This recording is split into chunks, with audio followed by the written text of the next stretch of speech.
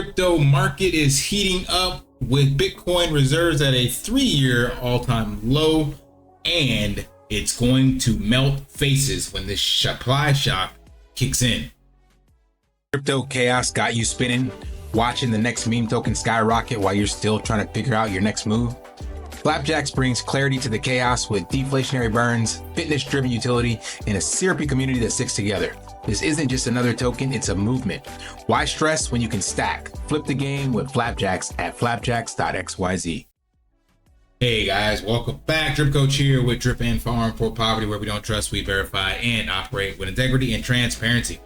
I decided to look this up because what triggered this was I was actually looking at my notifications in Watcher Guru, and before this was about 2 days ago, and I was like, I need to make a video on this, and I kind of got sidetracked. But I just want to highlight a couple of the articles that came out like kind of back to back, just showing the supply shock that we are headed into. So Coinbase was up 23% higher than expectations in their Q4, 2.3 billion in revenue. That is insane. GameStop is now looking at investing in Bitcoin and other cryptocurrencies. The SEC acknowledges Grayscale's 19B4 filing for Doge ETF. So that's not specifically Bitcoin, but when you look at the charts, and this is thanks to Raoul Pal, you find that Doge is the hardest crypto asset ever invented. It's more hard and sound than Bitcoin, and it's outperformed Bitcoin by I think about 500% since its inception. So that's insane. I'm not switching to be a Dogecoin maxi. I'm just saying that even though that's a meme coin, that is something to take into consideration. Then there is Hong Kong invests in Avenir, discloses 600 million in Bitcoin ETF holdings. Saylor met with President Nayib Bukele over in El Salvador. Let's see. World's largest custodian bank, Street and Citibank, to launch crypto custody services. So now banks can and will be holding crypto, and more of them are already getting into it. Wisconsin Investment Board disclosed 321 million in Bitcoin ETFs. Abu Dhabi Sovereign Wealth Fund, 436 million in Bitcoin ETFs. Nancy Pelosi stealing money. Millennium Management discloses 2.6 billion in ETFs.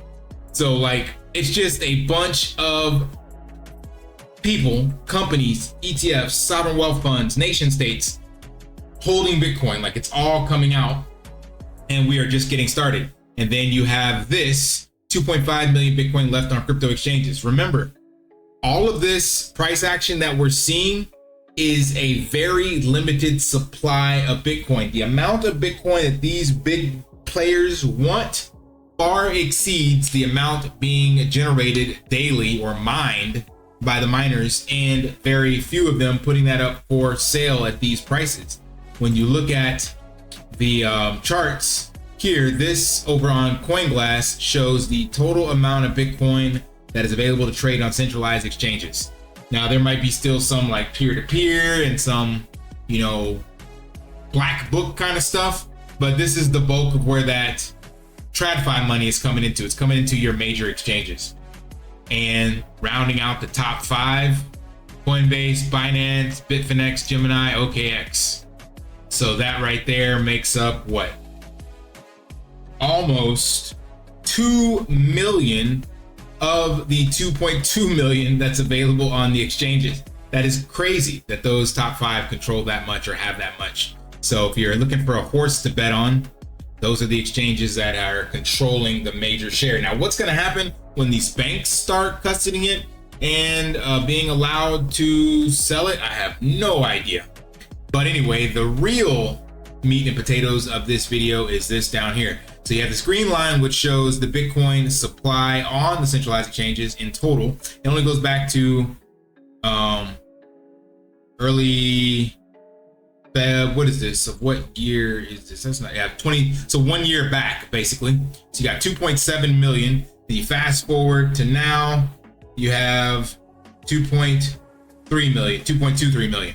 So that's not a lot that has left. You're looking at basically 500,000 Bitcoin that has moved off the exchanges.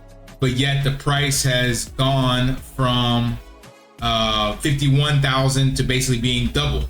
So that's not to say that that's going to continue to happen, like every 500k Bitcoin's going to double, but it just shows you that there is indeed a supply shock. Like at 20% of the supply moved off the exchanges and was sold, and due to the halving that happened earlier this year, last year, that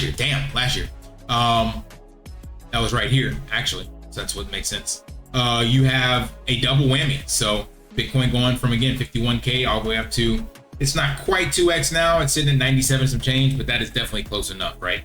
So all this to say, just keep stacking sats. Everything else is noise. As long as you got a solid allocation in Bitcoin, I think you'll be sitting pretty. There is some talks, I'm not moving in that camp, but I do hear from some of the bigger investors that people are moving into ETH and even Solana because it will see more institutional adoption this cycle. There's basically more gains to be had. That is further down the risk curve than I'm willing to go into, so I'm just going to hedge my bets on Bitcoin. But if you're willing to do the research, there could be some opportunities there in a play with Ethereum versus Solana. And real quick, I just want to look at this. So we got ETH all-time highs was in 2021, right? We have not gone back there yet. Wow, 2021, it was almost 5K. And then we bottomed out in that 2021 to 2024 cycle at 1,000. So right now, 27, yeah, might be some opportunity there, but there looks like, yeah, 27 looks like that's a 22 to 27 is a level that ETH likes to retest. So that's kind of what I did with Cardano. So I've already got my leverage play, in my opinion, for that. I don't know how many X's ETH will see this cycle, but there is a lot of talk about TradFi using this as the base layer. But anyway, this video was mainly about the Bitcoin supply shock, and I believe that, yeah, it is going to melt faces. We still have a lot of upside to go. I don't know if the talks of the 1 million Bitcoin this year are still on the table or not, but I believe the main point, TLDR, is you cannot go wrong with this, even at these prices. All right, that's all I got for this video. Smash that HBO special, help a brother out, like, subscribe, comment down below, and until next time, lift daily and achieve your impossible. See ya. Want to pay your in real life bills with crypto? How about send crypto directly to anyone with a bank account? Spritz Finance is a decentralized solution to be your own bank and connect your crypto earnings to real world bills and payments. They do not take custody of your assets and allow support on multiple blockchains and Web3 wallets. Sign up below using my referral link and you will get $50 back when you make your first $50 bill payment with crypto. Additionally, I will be using referral bonuses to airdrop, donate, or burn based on community feedback. Sign up now.